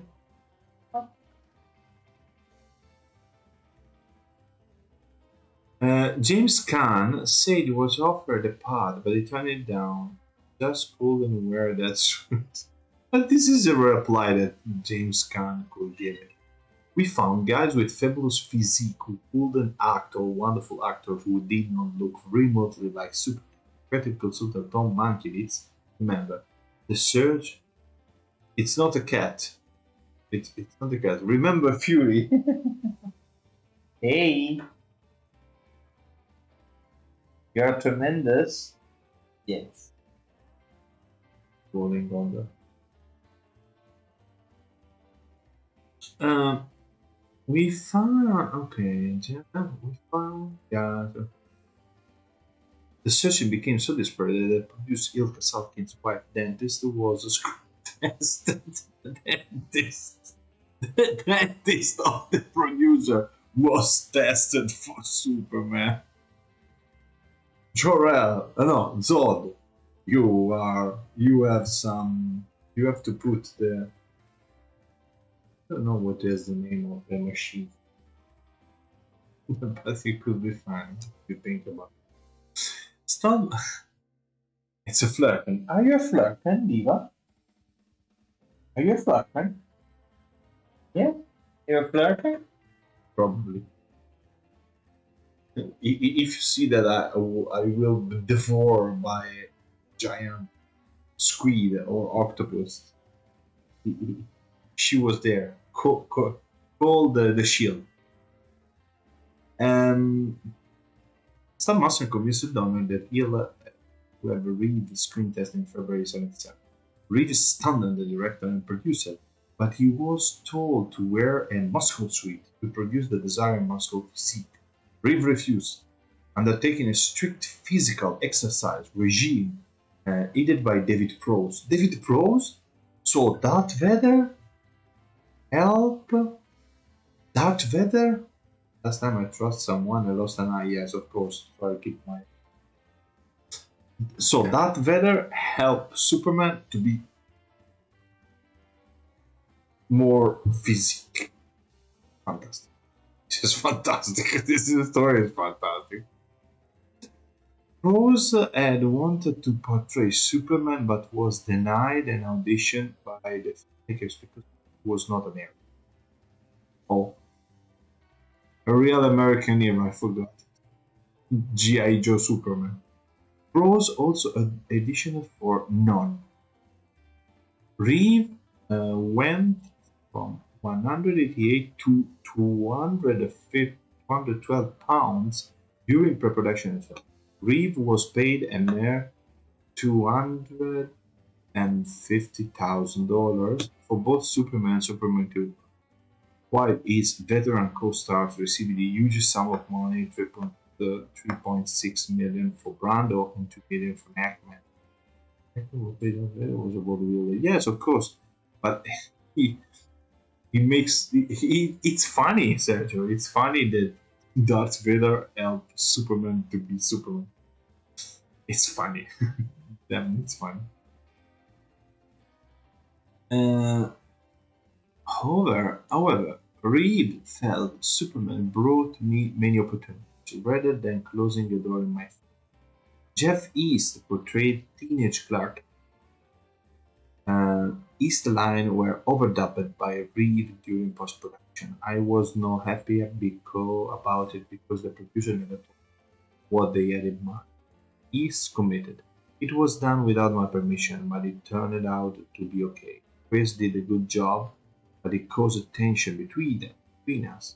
We resolved our issue with each other a year later. East also tore several thin muscles by performing the stunt of racing alongside the film. He applied 3 to 4 hours of prosthetic makeup daily to facially resemble Reed. You faded me for the last time, so I thank your lack of faith, Superman. Principal photography began on March 28, 1977 at Pinewood Studio for Krypton scenes, budgeted the most expensive thing ever made at that point. Since Superman was being shot simultaneously with Superman 2, filming less than 19 months until October 2nd. Filming was originally scheduled to last between 7 and 8 months, but problems arose during production. John Barry served as production designer, while Stuart Quaid and Omar Reynolds worked as art director.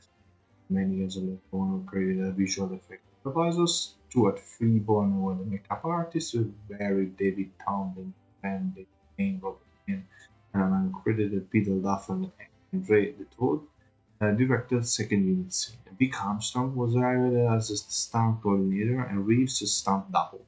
His wife Wendy Leach was a kidless double. Superman was also the final complete film by cinematographer Jeffrey Ainsworth, who died during post-production while working on tests for director Roman Polanski. The Forza of Solitude was constructed at Shepperton Studios on Pinewood 007 stage. Oh my god. My name is Ice. my name is Solitude, Fortress of Solitude. Upon viewing the footage of Krypton, Warner Bros. Decided to distribute in not only America but also in foreign countries due to complications and problems during film. Warner Bros. Also supplied 20 millions and acquired television rights. New York City doubled for Metropolis. Sergio, you are right, it was New York. While the New York Daily News building served as a location for the office of Daily Planet, was also used. Filming in New York lasted 5 weeks during the time of New York City blackout of '77. It's very jinxy. This film was very jinxy. Production moved to Alberta for scenes set in Smallville, with the cemetery scene filmed in the Canyon of Bayonne in Alberta, the high school football scene at Barons, Alberta, and the Kent farm constructed by Blake Hill. Brief filming also took place in Gallup, New Mexico, Lake Mead, and Grand Central Terminal. Director Donner had a tension with the Salkins and Spengler concerning the escalating production budget and the shooting schedule. Creative consultant Tom Mankiewicz reflected Donner never got a budget or a schedule. He was constantly told he was way over schedule and budget. At one point he said, why don't you just scale the film for the next 2 days and then I'll be 9 months over? DC always used fictional city. Marvel, on the contrary, did never. Yes, and you're true. Even in the United States, there's a city called Gotham. It's not Gotham City, but there's a city called Gotham, and is identified as a city of that. Richard Lester, who worked in Southkins, we read it, and PFO Musketeer was brought, and blah blah blah.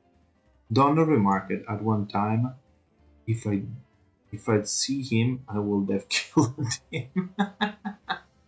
Lester was often producing credit by the few and uncredited. Sulkin felt that bringing a second director onto the set meant there would be someone who could not fulfill his direction. Being there all the time meant that Lester could take over. Sulkin Donner, who couldn't make up his mind on oh Lester Donner had been suing the Sultan for his money on paying for Musketeer, which then he never got. He won a lot of his lawsuits, but each time he sued the Sultans in one country, they moved to another from Costa Rica to Panama to Switzerland. So the criminals in this sense are not only in it. When I was hired, Leslie told me, "Don't do it. Don't work for them." I was told not to, but I did it. Now I'm telling you not to, but you'll probably do it, and in the end, telling the next guy. Lester came in a go between. I didn't trust Lester, and I told him. He said, believe me, I'm only doing it because they are paying me that they owe me from the lawsuit. I'll never come into your set unless you ask me. I'll never go to your dailies. If I can help you in any way, call. It was decided to stop shooting Superman 2 and focus on Superman. Donald already completed 90% of the sequel. The filmmaker took a risk. If Superman was a box office bomb, they would not finish Superman 2. The original climax for Superman 2 had the General Zod Ursa and non destroying the planet with Superman time traveling. Donner commented, I decided if Superman is a success. If one day I'm going to speak about the screwball comedy, I'm your guy. Oh, for sure. For sure. There's a space for everything. Even for enjoying the conversation, they are said. They are going to do a sequel. If it sucks at a cliffhanger, I'm not going to bring them. Here we have the facts. The music. Jerry Goldsmith who scored on the original composer, Rampant of the Apes. He dropped out in scheduling conflict. And John Williams was hired. Conducted the London Symphony Orchestra for the soundtrack. This music is one of the last pieces to come into place. William, then from Superman 8 titles, was released as a single reaching 81 on US Billboard Hot 176 on Cashflow. Williams liked that the film did not take itself too seriously and did a theatrical camp film. Kidder was supposed to sing a Can You Read My Mind, the lyrics to which were written by Leslie Bickus. But Donald disliked and it changed into a composition accompanied by a voiceover. Maureen McGovern eventually recorded the single Can You Read My Mind in 1979, although the song did not appear in the film. The score earned John Williams an Academy nomination, but he lost to Giorgio Moroder's score for Midnight Express. One hit for Giorgio Moroder. So here we have dance, release and reception, box. So we are arrived at this point, and I think that next time we will speak about Richard Donner going deeper with Goonies and with Rio for sure. I would like to go deeper because this man make a lot of great, badass, and fantastic movies. So why don't give him a good enough space to his production? So today we will go deeper to Superman. We found something that is fantastic, even that we risked to have Charles Bronson as Superman and Terry Savalas as Kojak the Wolf's Superman. That I think it's one of the most things that I scare in my life. Probably I will dream this night. And so, let's get back. I will come back.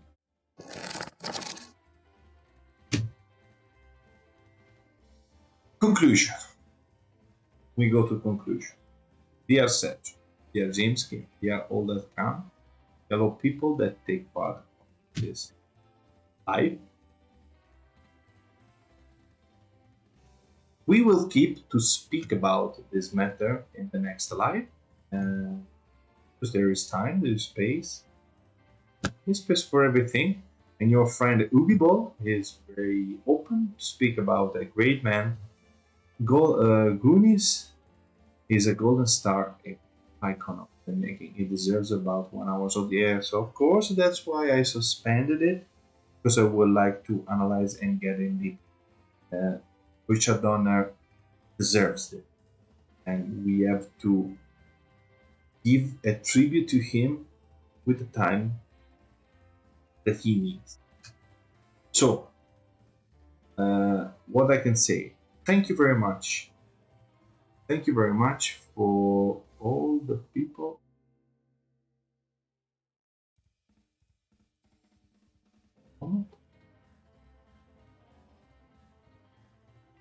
Okay. Thank you very much for all people that come here. Thank you very much for my new follower. Thank you very much for arriving at 2001 follower from really all over the world. See you tomorrow, buddy. Good night. Della serie se beccamo domani. E come no, caro Sergione, grazie di essere passato. Adesso te lo dico in italiano perché insomma alla fine il canale è mio, ma poi alla fine faccio anche un po' come cazzo, no?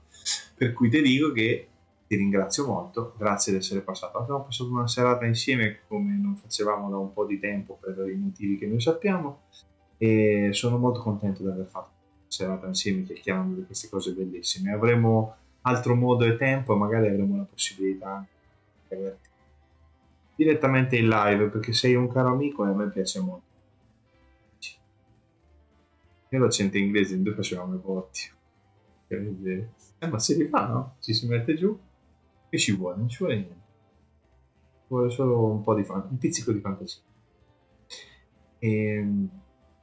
Detto questo, I would like to say thank you very much for to Jimsky, to the Bat family, to all the people that comes in chat, to the number 200 that is my friend Sergio, to the number 200 is Cherry Pop TV, that I thank you very much, Mr. Jimsky, friend Mr. Sergio that comes here and spoke with me. Thank you very much. Goodbye, good night, thanks everyone, and as usual, we finish with the Giga.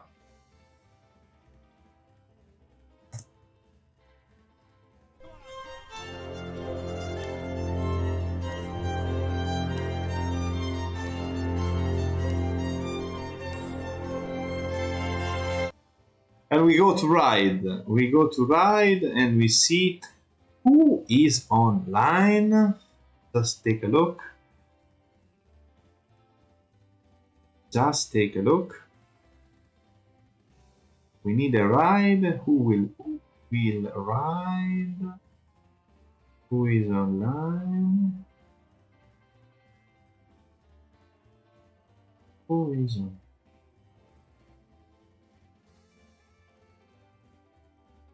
Who is online?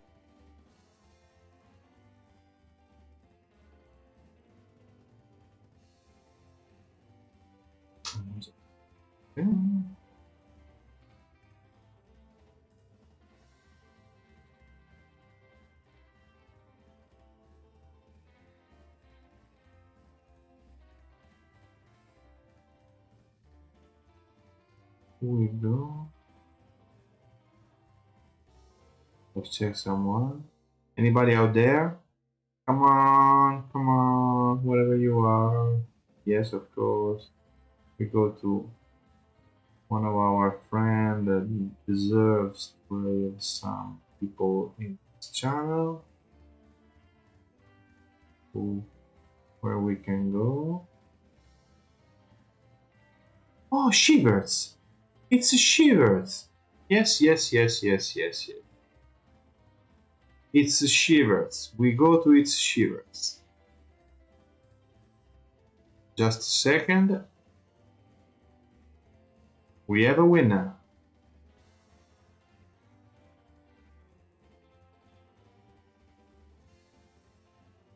We have a winner.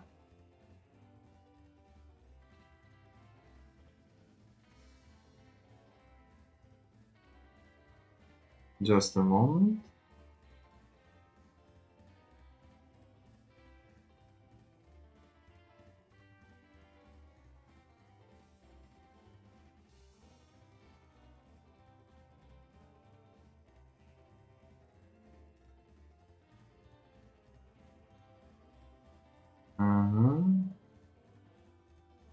Fading? No. Fading. Keep it on. Keep it on, my friend. Keep it on. But I cannot do right? Oh, no, I can do right. Yes, of course. It's...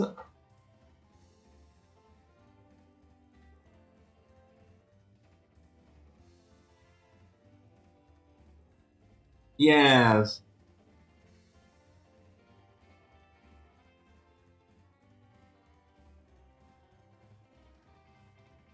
Let's go. 9, 7, 6, 5, 4, 3, 2, 1. Thank you very much. Bye bye, Sergio.